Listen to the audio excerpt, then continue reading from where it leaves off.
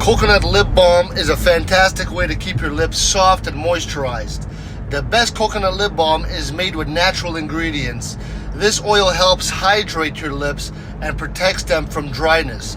One popular choice is a lip balm that has smooth texture and a sweet coconut scent. So when you apply it, it feels creamy and soothing.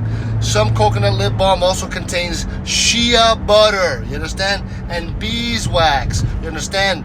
Which adds extra moisture and makes your lips feel even softer. Alright, so when you're looking for the best coconut lip balm, choose one that's free from harsh chemicals and artificial flavors. It's important if you have sensitive skin. And many brands also offer lip balm that are cruelty-free, meaning they're not tested on animals. That's what I look for. And use coconut lip balm. Simply twist the bottom, push up a little bit. You can apply it as often as you need. There's no limit. All right, and keep it in a tube in your back pocket. It's a great idea.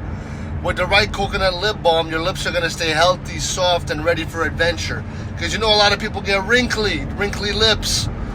You got to start early so that you don't have to think, oh, what can I do to reverse the process? It's too late.